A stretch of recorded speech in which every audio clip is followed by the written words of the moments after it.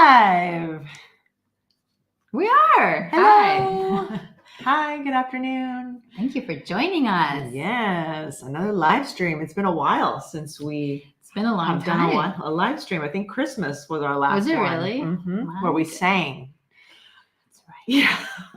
I have blocked that out of my memory. A live stream. I think Christmas was that.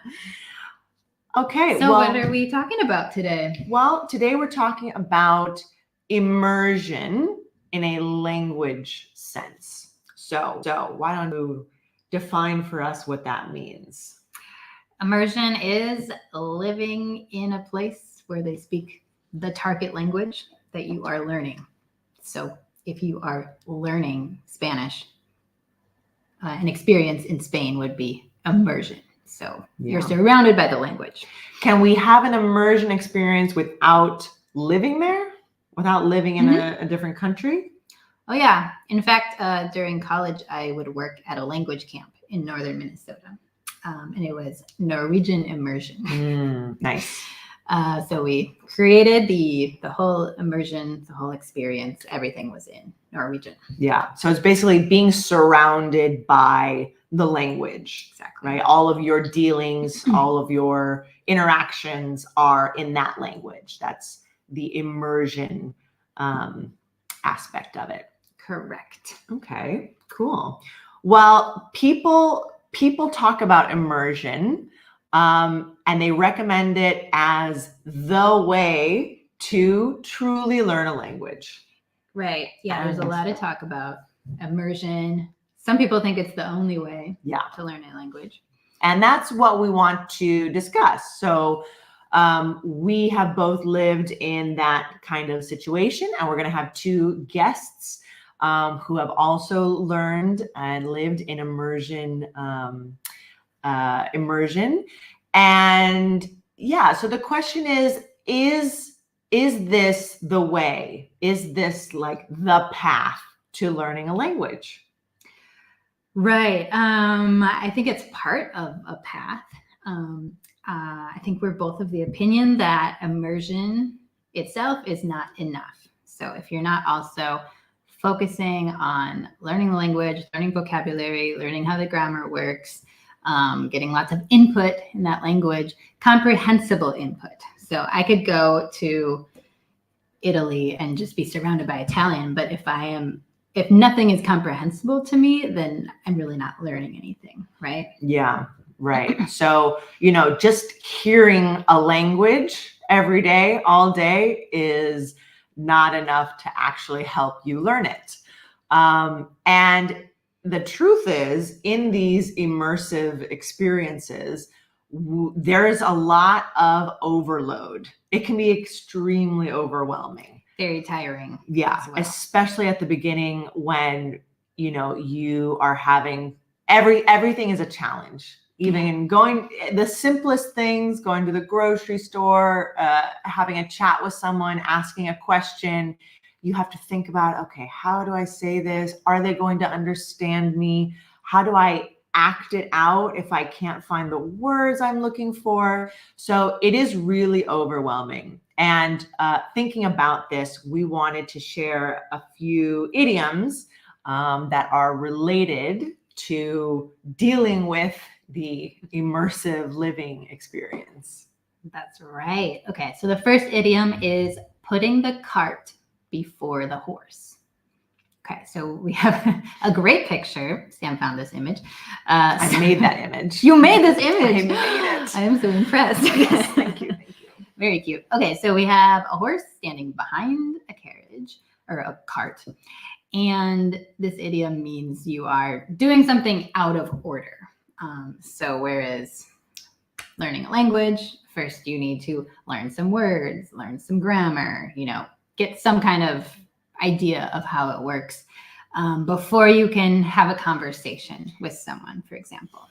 So if I just tried to talk to someone in German and I don't know one word in German, I am putting the cart before the horse. Right. The cart cannot go before the horse. You have to put the horse first. And in language learning terms, that means starting with the basics, having a class or at least some exposure to an easier learning environment before you dive in and try to have full conversations with people in that language. Exactly. And our second idiom is very similar. You have to walk before you can run. And people also say you have to crawl before you can walk, but the idea is the same. When you were babies, we don't just go from laying down all day to running around. There are steps. First, we start crawling, and then we start walking. And then once we've mastered walking, we can run. And the same goes with language. You have to build your knowledge little by little and do practice that is appropriate to your level. So if you're at a very low level or beginner level, A1, it's going to be very difficult for you to join a university course in that language and follow along. Exactly. And actually, they've done research on kind of the optimal time to have an immersion experience. And they say kind of intermediate level. You're past the basics of learning a language.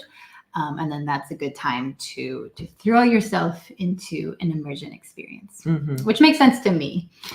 Absolutely. Yeah. Because you don't want to put the cart before the horse, throw yourself into a whole country where it's, you can't even make a sentence, for example. So. Yeah. It's good to have those I'm sure people first. do that, but the optimal time would be more. If you have to, then you have to. Okay. Well, let's do a brief intro on our experiences living in other countries. So there's me. There I am. That's a fun picture. Yeah, that's a true Italian image. You're doing this. Yeah. So that's me being in Italy, loving up on my gelato. So I lived in Italy for 6 months when I was getting citizenship. Did you learn Italian? Like before or during? Yeah. Okay. So kind of. I started Duolingo. I did Duolingo. Okay. I started maybe six to 10 months before I knew I was going to Italy. And did it help? Yes, it did help. Do I think I was at the intermediate level where I was ready to converse with people? No. I think I really I would have benefited from a formal class, and I wanted to take a class when I was there, but it was summer, so there weren't any classes in session. So I struggled. I really did struggle. Yeah. You could probably do the basics, like order food. The very basics, yeah, the very money. basics. But I got really mixed up a lot of times. And what helped me and hurt me was my knowledge of Spanish, because it helped me understand a little bit more. But I also would use Spanish words instead of Italian words. So I made a lot of mistakes. But I was lucky enough to make the acquaintance of several people who only spoke Italian. And so they would talk to me more like monologue at me. And I would try to respond as best I could. But I think that was, that was a gift really, that I was forced to use Italian to listen and also to respond. You were probably still in the input stage. So in learning a language, you need a lot of input, and usually you can understand a lot more. I mean, you can always understand a lot more before you can produce it, before you can speak, before you can write. So. Yeah, I was definitely sort of working on my understanding, working on my comprehension, and my output, speaking, writing was shaky at best. Sure, if you stayed there longer. Yes, and if I had been able to complete the course, I know that would have helped a lot. So very cool. Oh wow. All right, and Erica and her immersion experiences. Here we have a picture of me. Actually, this is Taiwan, but I lived in China actually twice. So once during university for a semester, and then I went back and worked in China for 2 years. So I had a lot of immersion time in China. And then also there's the Norwegian flag. So I lived for a year in Norway when I was 17. And that was the most extreme immersion I've had because I lived in a little town next to a fjord with sheep. And I never spoke English. Wow. The only time I spoke English was when, this was 2004.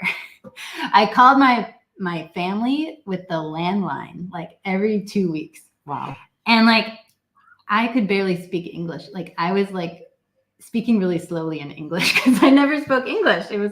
But I got really good at Norwegian, like incredible at Norwegian in that time. Okay. So what was your preparation like before you went there? I was coming from Minnesota. There were no Norwegian classes. So I got a book from the library and tried to teach myself Norwegian. Mm-hmm. So I did go with some knowledge, quite a bit of knowledge because I was a nerd. So I think I really got there at a point in my journey with Norwegian that I could take off. And I was sitting in high school classes like 6-7 hours a day, just listening to Norwegian. Yeah. And I remember one day, like a switch turned on and I could just understand everything, which was really weird because I thought it'd be like, gradual, which I'm sure it was, but it was like something shifted like in one class period. And from then on, I could understand like everything. Oh, freaky. Yeah. It's like you stopped listening for English and you started just listening. Maybe my brain Norwegian. Just gave up. Like it's just like barraged with Norwegian. Just like no English here. Fine. Yeah. We'll think in Norwegian. Yeah. Okay, cool. Very cool. Yeah.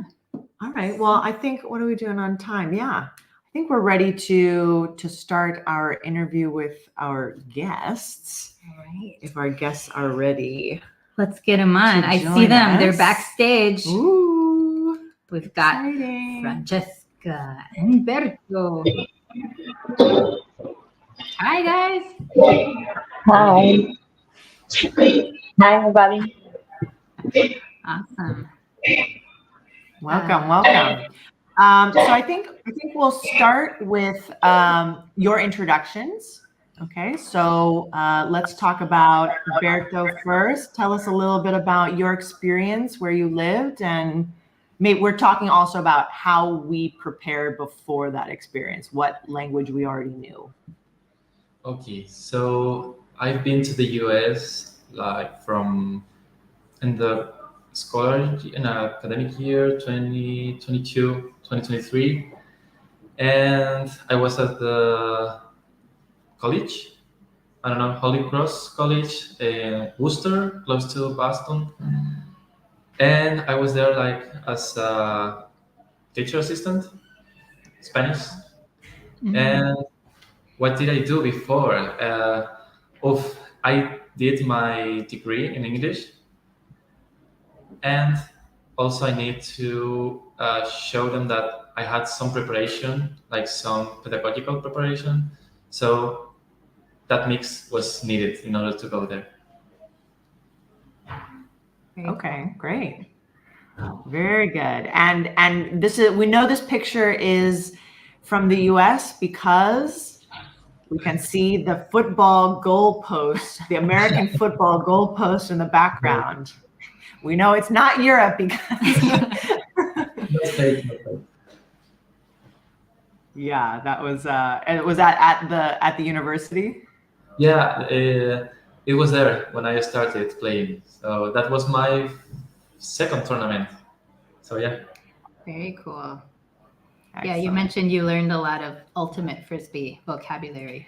Yeah, that was my first, contact with frisbee was in English, so it's interesting. Yeah. All right.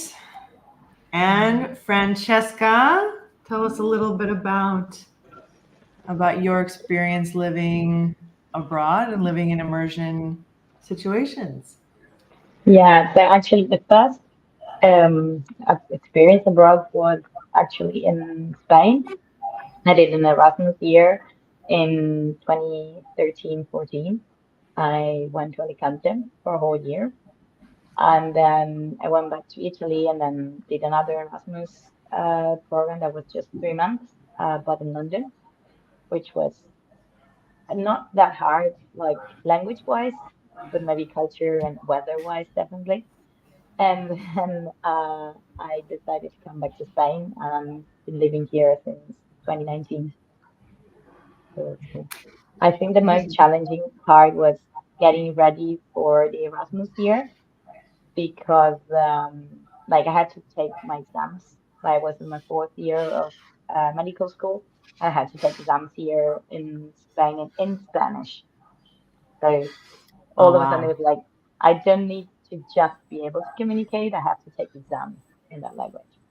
So I did quite a few courses, like language course, before coming to Alicante. My uni offered a free one, like it was like survival, like basic, very basic Spanish course.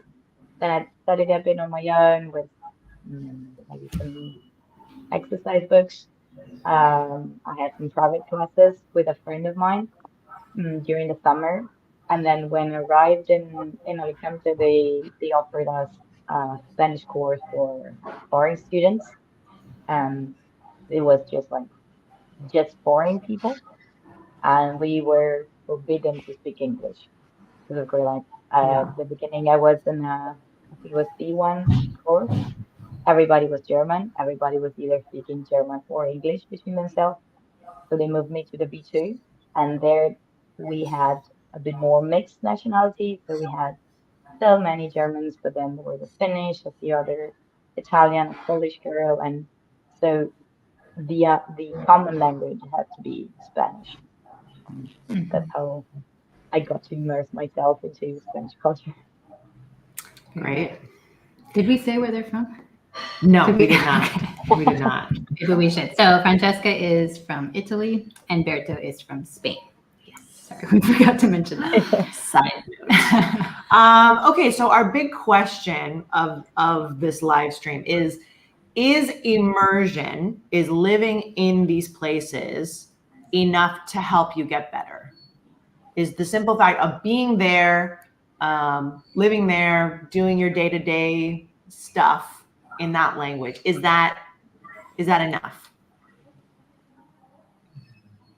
Well, I think it depends what's your target. Like, what do you aim to get to with the language knowledge?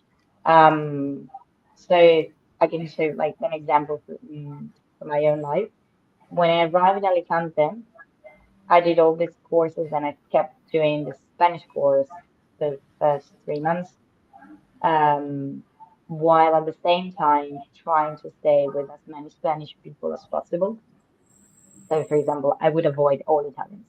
Like even at uni, every time I had the chance to meet some Italian student, I would just turn the other way and go meet Feel like, no, either I'm not foreign or available. Italian. Yeah, exactly. Like pretend not to be Italian, because otherwise it just gets way too easy to start speaking Italian with your, Yeah, a lot of people people fall from into your own that. country. Um, but at the same time, you you just go with the flow. I think you can get to a rather colloquial level of language, and I really um, I I don't like this term like grammar analysis because it's a bit stupid, but I really do like speaking correctly as in Italian and English and Spanish. So I think you have to use both tools to get to a level where then you can go to a conference and give a speech like I did now with my job. Yeah, in my case, I think immersion, it wasn't enough because my environment was Spanish teachers. I had to teach Spanish. So the environment in which I was just speaking English was Frisbee Ultimate. And that was the moment I was a bit afraid if they didn't speak to me, I would be a bit afraid of speaking to them. But yeah, I mean, it was a huge step for me. But for me in that year, I think it wasn't enough. Oh, okay. Because you think you spoke too much Spanish during that year. Mostly, yeah.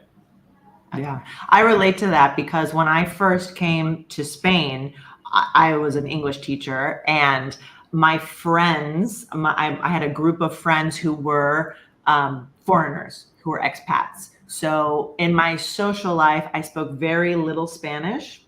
And I think it wasn't until that changed, until my social life started happening in Spanish, that I really got comfortable and really, made big advances in Spanish. Okay, so I think Francesca was talking a little bit about avoiding people who speak the same language, right? And Berto kind of got trapped in that too. What else did you do during your experiences to sort of maximize your language learning? Was there anything else that really helped you learn? Well, in my case, it was because of my job, well, study back then. So I was forced to like really focus into Spanish, especially the understanding, not that much the speaking abilities, but definitely the reading and writing production. And I was um, I had to. That was kind of forced on me. But then what made it easy was it's it's basically what you said, as I have your social life in that language. So when I started playing frisbee with the local team, most of them were either Spanish or other Erasmus students that, like me, wanted to really learn Spanish. So that was my Erasmus year. So I had a completely full immersion in Spanish, and I had a Spanish roommate as well. So with my Italian friends, we force each other to use Spanish as much as possible. And at the same time, still trying to learn the grammar, but I think we did that as a previous work. So when we arrived to Spain, we already had a very good knowledge of the grammar. So we had our grade, our structure, and we just had to keep putting in words. So listening to music in Spanish. I even tried to watch some TV shows in Spanish. Like there are a couple of shows that I know by heart. You know, Scrubs. Oh, Scrubs, yeah. Yeah. You watched Yeah, it so in Spanish. yeah, I've seen that in Italian and English like so many times. I know it by heart, so I watch it in Spanish, even though the voice over it's a bit annoying. Good, then you can But focus on the Yeah. language because you know the exactly. story. Yeah, so lots of input, different input, music, TV shows, and the people you surrounded yourself with. And that's a good point. I think even if you're not hanging out with like native speakers, but other people who are determined to practice that language, that can be really helpful too. Mhm. So I've had some great friends in Spain who are not native Spanish speakers, but sometimes it's even more helpful to speak to them because they're kind of in the same boat. We can talk about different words, new words. You can notice their mistakes, Yeah. which I think is also really helpful for your own learning. You know, like, oh, I think I make that mistake too, but you don't hear it when you say it. So, yeah, that can be helpful. What about you, Berto? Did you have an English class when you were there? Or I know Frisbee helped a lot, obviously, but what else helped you learn? Yeah, I mean, Ultimate and also the organization, because I was with a scholarship and we were 17 students, like kind of students and kind of workers. And we are distributed into different houses. So Spanish were not with Spanish. So that was good because I was living with a German guy and with an Egyptian guy. So I was forced to speak in English. So that was my main practice, and also in Ultimate. So yeah, I was a bit limited because, as I said, my classes and all my environment was mostly in Spanish. Even the teachers, the professors from the US, they were speaking Spanish to us. So yeah. That's hard. Yeah. I mean, that happens to me. I teach English in Spain, and there's some days where I don't speak because That's it. the whole day is teaching English. So Yeah, makes sense. Good. So do you remember, because Erica said she had this sort of bing, this moment where all of a sudden she could understand Norwegian perfectly, which sounds like from a movie. near perfect. Yeah. It was weird. Yeah. Did you have a moment like that, or do you remember like your improvement, or like how long it took you to sort of get used to, get in the flow of speaking, listening, understanding? Yeah, I have a fun one. I realized that I realized that I was getting quite good in Spanish when I finally started understanding the lyrics of reggaeton songs and stopped liking them. I was It's like, not like what have we been thinking all along? Why did you stop liking them? Explain this. Like now, I actually have to actively not focus, not to understand the lyrics.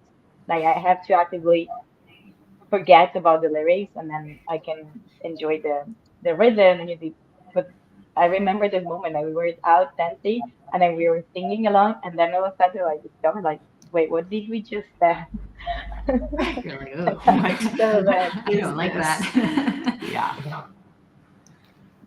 I think I didn't have that moment, but I was maybe something similar. That once I've been there for 5 6 months, like my brain was much faster, and like I could translate it into both languages at the same moment because I was taking French class. So I was trying to explain to my classmates something from Spanish to English and from English to French. I don't know. It was so yeah. I think it was really useful, and I was like, oh, I'm being faster than before, much faster. Nice. That's It's always a exciting. good feeling to like see your Right. progress. Like, wow, I'm better than my past self. Here's another question, because it sounds like everyone here is multilingual. Do you think that learning more languages makes you learn each one a little worse? Like, you know what I mean? Like, do you is I thought you there were gonna say better. what is the effect of learning multiple languages? Because I ask if it's for the worse, because when I was trying to learn Italian, I already knew a bit of Spanish, a fair bit of Spanish. So for me, it was like my brain would say, okay, you're speaking a foreign language. And so it would be like going from first gear to second gear, which for me was Spanish. Spanish is like my second language. And so then I had to all the words I wanted to say came up in Spanish and not in Italian. And so I had to change to a third gear to find the word in Italian. What do you guys think? I get the feeling a lot. I mean, I get confused between Italian and Spanish, and Italian is my first language, so that's kind of embarrassing. That's Um, comforting. That's comforting. yeah. But to be fair, I think that it can be challenging, especially at the beginning, or if you don't have the chance to use all the languages that you're studying that often. But I do think that the more languages you know, the easier it gets to get out of your comfort zone and get ready to learn a new structure. So, for example, I'm studying German, and I'm also learning Valencian just because people keep talking to me in Valencian in the hospital. And I mean, Valencian is very easy to understand, but with Germans, I when I can't find meaning for a word in Italian, I have Spanish and English to help me out. You know, so maybe I won't become a translator as a professional, but I can definitely understand what I'm reading and like try to get the meaning. And then you get to a point where, for example, in my last trip abroad, I was in Japan, and I mean, English was not very used there, and yet I was still trying to speak German somehow. Like, instead of say like good morning, my first point was like Guten Tag. Like, no, that makes absolutely no sense to use this. And yet it's like, okay, I don't know, it was a bit confusing, but um, My brain does the same thing. I'm in a different country. All of a sudden, I'm going somewhere, Greece, and I'm like, "Buongiorno!" Like, I think our brain stores the other language in the same place. Yeah. So like yeah, I think this might be true. You have like your native language part in your brain, and then you have like all the other languages, and it's really easy to get them mixed up. yeah. Well, what about you, Alberto? Because you are studying English and French at the same time. Yeah. How And was, it, how was that? I think it helps. I mean, many words from French are present in English, so it really helps. And also, French and Spanish are kind of similar, so it also helps, like to go first from Spanish to French and then from French to English. But the good thing is also that I can see it in my students when they are learning something. Oh, it's the same in Italian, it's the same in Portuguese. So you can see that, and it's like, okay, so you can take that structure, that word, and you can take it into Spanish. Yeah. I've had that experience too. Not as much learning Chinese. So surprisingly, there's not a lot of similarity. Right. Chinese and all the European languages. So I didn't mix those up as much, but I would mix up like Norwegian and like I took a couple years of French. Like I would mix those up. I would mix them up with Spanish. Yeah. Um, So it sounds like there's the risk of getting a little mixed up, but you can also sort of use your knowledge of different languages to, you know, find a meaning or guess at a meaning. Yeah. Yeah. Okay. It has some benefits and drawbacks. Good. Cool. Next question. What about a moment? Do you remember a moment where, because okay, so here's the thing: people who are interested in learning or living abroad, they're a lot of times adults. You were lucky enough; you went when you were in high school, right? So Yeah. you're not quite an adult. I wasn't a child, but yeah, Yeah. not quite an adult. Yeah. And it's very intimidating, right? Mhm. Because we're adults, we have this sort of ego. We want to communicate well. We want to express ourselves. We want people to think we're smart. Right. And then we get to a new country and we're like toddlers, like little a baby, children. like Yeah. gaga, goo goo, like I can't say anything.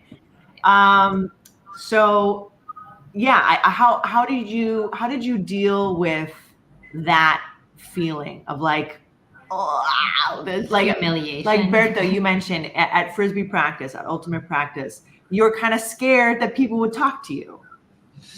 Yeah, it happens to me because, for example, in the tournament I mentioned, one guy from the other team was explaining something to me and I wasn't getting it. And I was like, sorry, I'm not from here. So, and he was like kind of slow, oh, sorry, but really, I didn't get what he was trying to tell me. So, I don't know. It's still unknown. Yeah, you just have to be like ready to say like, oh, sorry, no. Yeah. First I try, then no. Mm-hmm. Yeah. And it probably didn't feel great to just not really understand. Yeah. But did you get over that at some point, or how did you, because how did you work through that?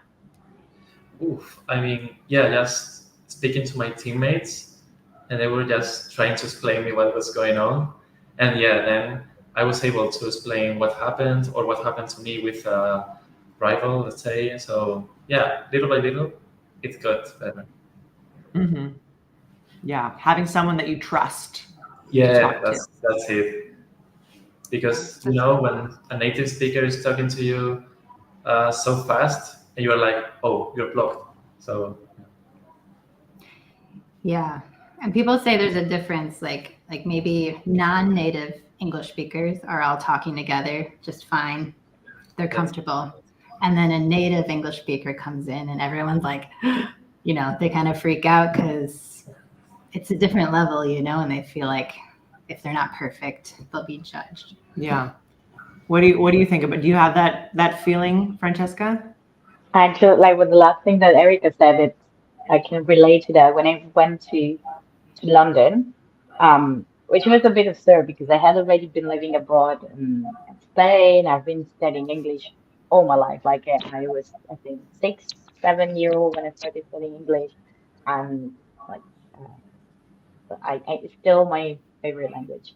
Um, but I remember going to London at the which is coming. It's also because I use it almost more Like I have right now I have English, Spanish, almost tied, and then Italian, and then German. Nice.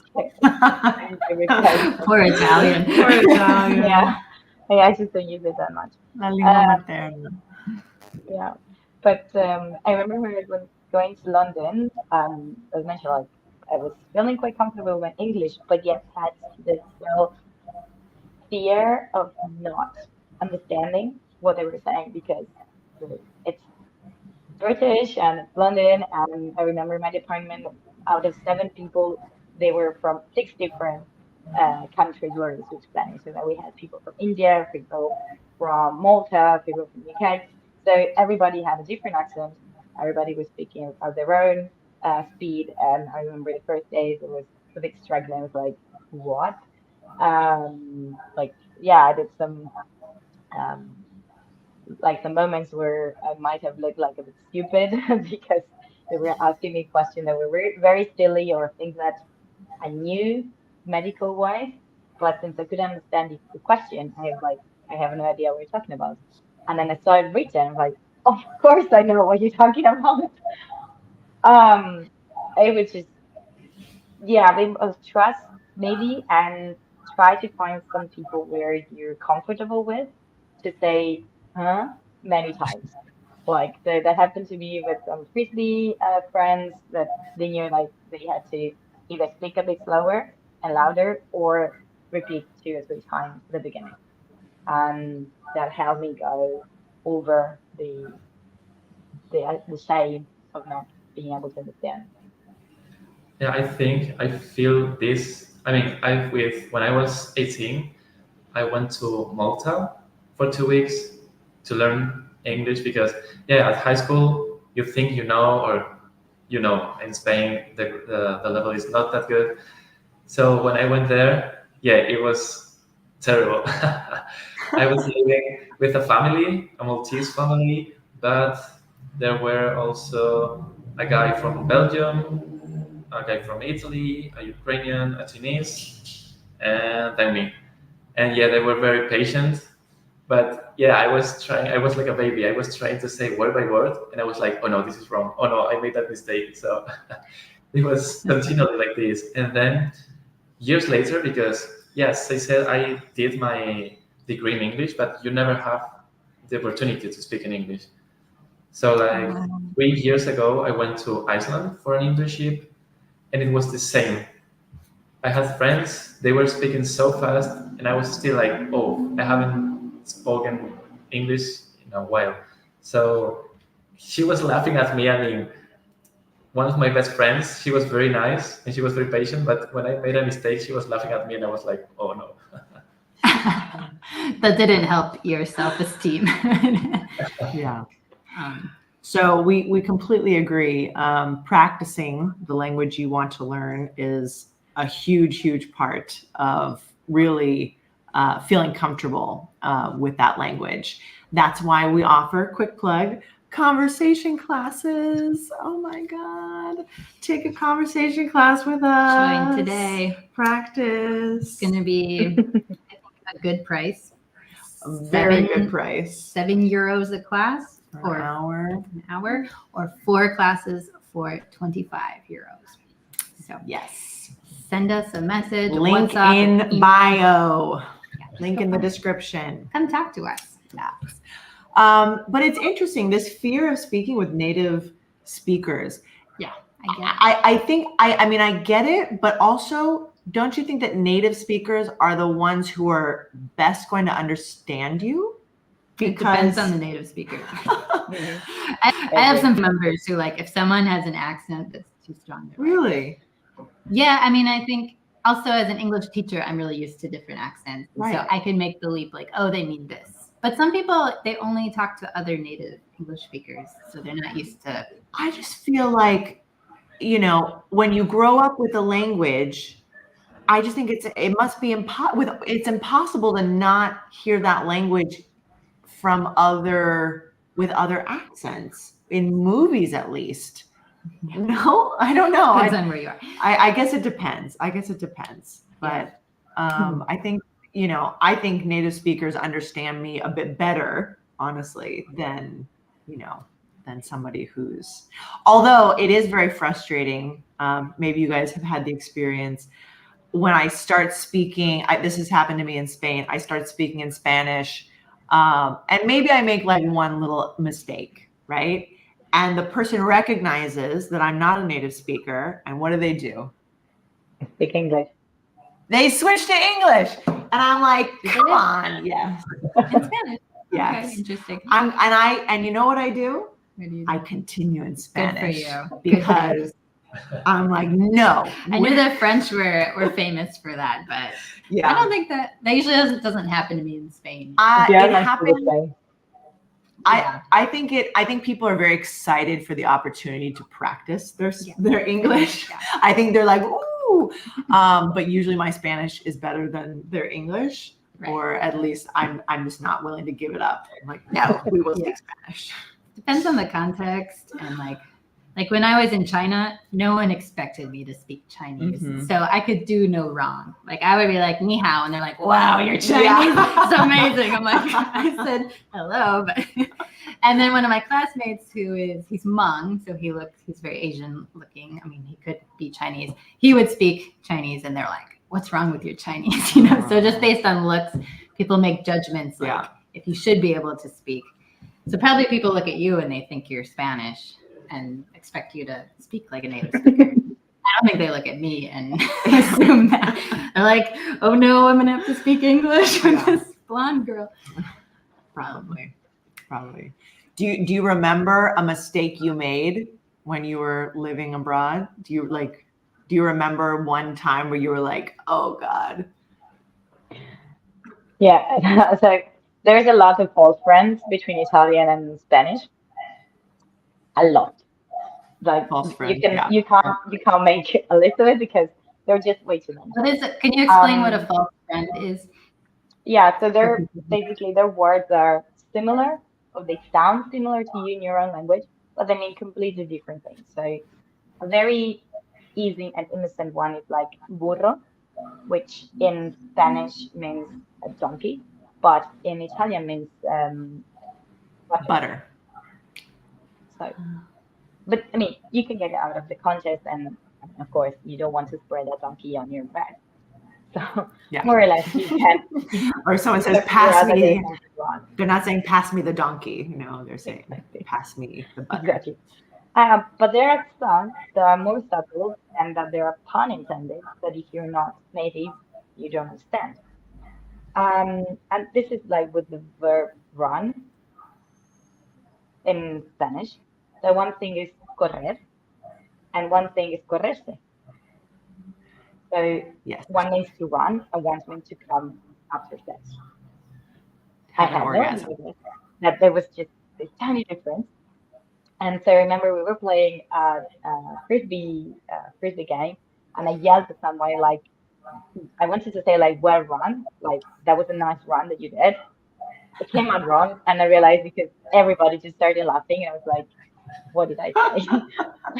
You They said explained good to me, it was like, orgasm. so the thing is, I still get confused which one is which. So Uh-oh. I choose not to say the sentence. Like I Yeah. Use other words. Yeah. It's a good one. That was That's great. That's excellent. Yeah.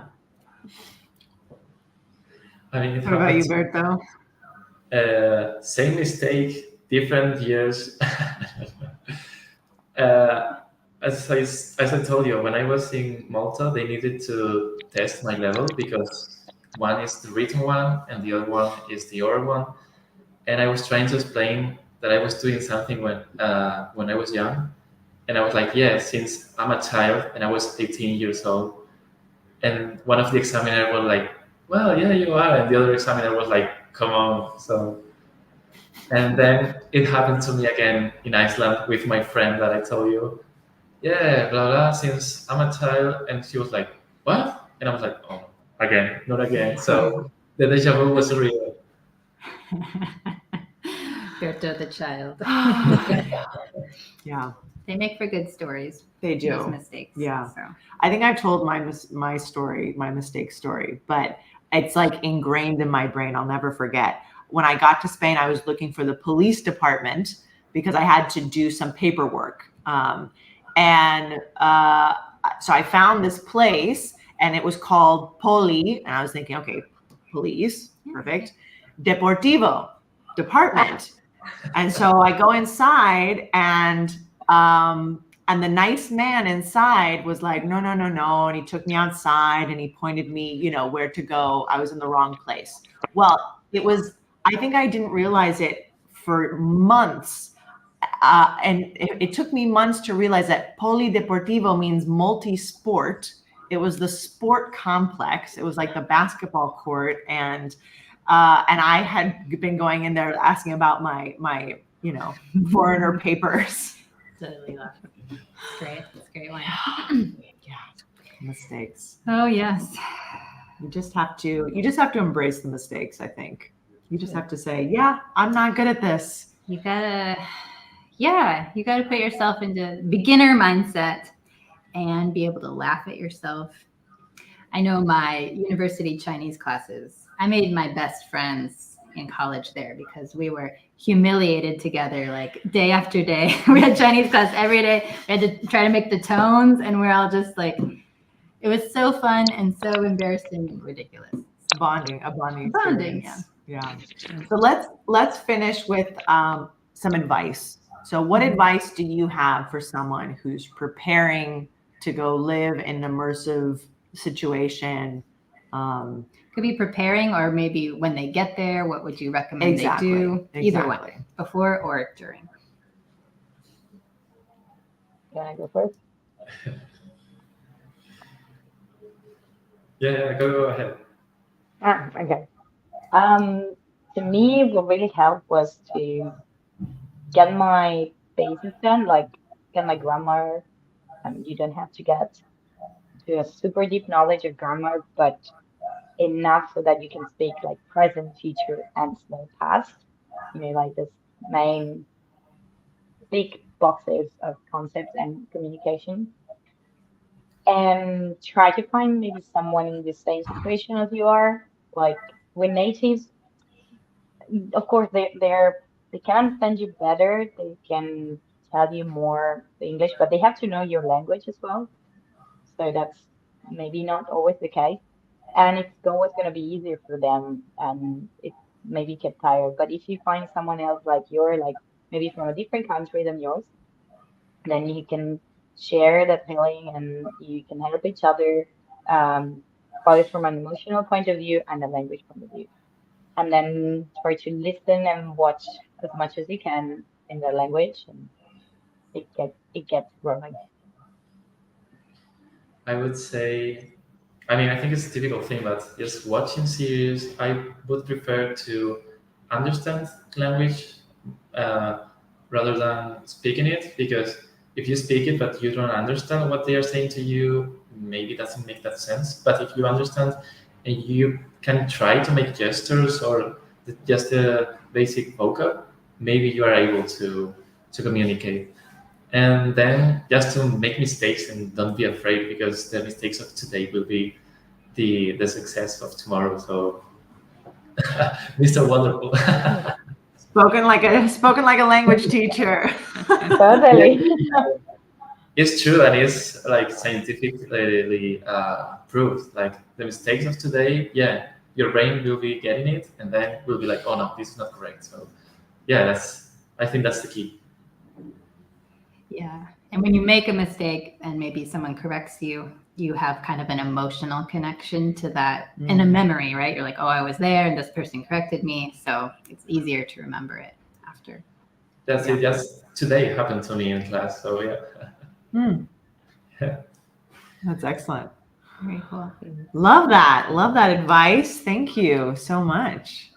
So if anybody tries to make fun of you because you make a mistake, always remind them that you're speaking a second or third or fourth language, and they're speaking just one, 24/7. So there's no comparison. Yeah. And there's a very nice scene from Modern Family. I don't know if you're familiar with that, with Gloria, because they're making fun of her. Like, she's from Colombia and then she's speaking English all the time. They're making fun of her, and she was like, "You have no idea how smart I am in Spanish." And Yeah, I've seen that. Exactly. That's so true. Yeah, that's one of the things I hate in this world, especially if people don't speak another language than their own and they go and make fun of someone speaking, trying to speak a language, making a mistake. It's like, no, I'm not okay with that. No. Celebrate your effort and your journey. And if someone is negative about it, then that's their problem. And I think the vast majority of people are very appreciative of you speaking their language, the effort you put in, and they're not thinking about your mistakes nearly as much as you are thinking about your mistakes. Right. So. Great. Well, thank you so much for joining us. This was excellent. It's great to have your perspective. And thank you at home for joining. If you have any questions, feel free to write in the chat, and check out our link below in the description for conversation classes with Erica and myself. It'll be a very low risk, comfortable situation to practice your English in. So practice. Sign up. Yeah. All right. Thanks, you guys. We'll probably see you on the Frisbee field. Yeah. Definitely. See you then. Bye-bye. See you. Bye bye. That's all.